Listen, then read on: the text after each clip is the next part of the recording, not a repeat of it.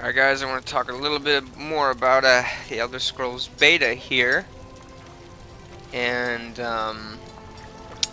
this time is a little bit different. I've played with some extra people rather than just play by myself.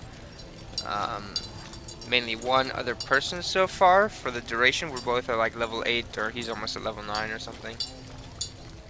And the game's been even more fun than it was before. The graphics are just, again, outstanding. The UI, I think they've done some minor tweaks to it, but I could be wrong. It's just, it's been 2 weeks since we last got to play. We've done some questing together, which has been a lot of fun. And I'm almost catching up to the character I built last time, which I played a little bit more on Friday. So he's in the lead right now, but not for much longer. But the questing out here seems a lot of fun. Again, it's primarily chains, and I'll show you on the map how it's kind of set up in a way, at least from what I can gather. Because it seems like there's little quests kind of scattered around and so on and so on. But the chains are primarily like region-based in a way. Like there are villages that need help with something, and it turns into a story with corruption or whatever, you know what I'm saying? It could be almost anything. It's usually corruption. But you go and you discover what's actually going on. It's pretty cool. And that makes it interesting. So you actually slow down and you read and you hear the story and you kind of go through it. And then at the end you're usually faced with a decision of what to do with the corruptors. Was it justified in what they did? Was it not? Do they deserve to die? Do they deserve to be punished? Or was it within reason? They were, just trying to save lives, and it backfired on them, or so on and so on. So it's kind of been interesting. So we're gonna play a little bit more here, and I will give you guys a nice update on what's going on. My second character is like I totally forgot even what it's called. It's pretty much essentially a fire battle mage, which is really cool because that's gonna be for me a really fun PvP character. A lot of burning attacks, which are beautiful at night,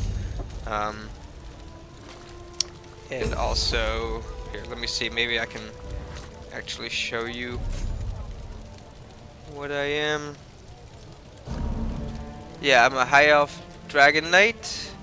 Okay, and here's how he is got his attributes points distributed. A little heavy in the magic right now. I'm trying to get the damage up on that, but it should be good. He does use quite a bit. So I've got my ardent flame right here, and this is my ultimate attack, which I'll use only once in a while. And then these are my basic attacks right here that I've been using and morphing.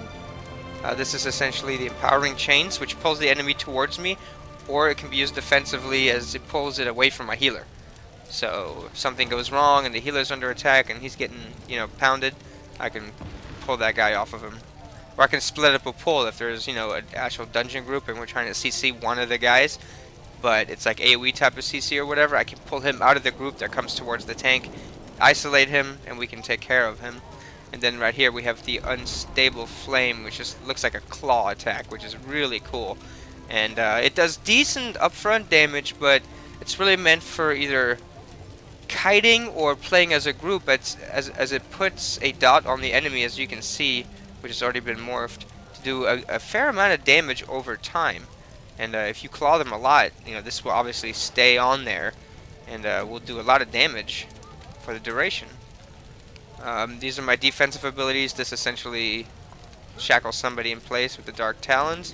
Does a little bit of damage as well. And this right here is the volatile armor. This is what I use if there's a guy literally meleeing me. So it bumps up my armor a good bit and returns some of the damage like thorns. And deals a little bit of damage when I pop it right away. So that's pretty cool.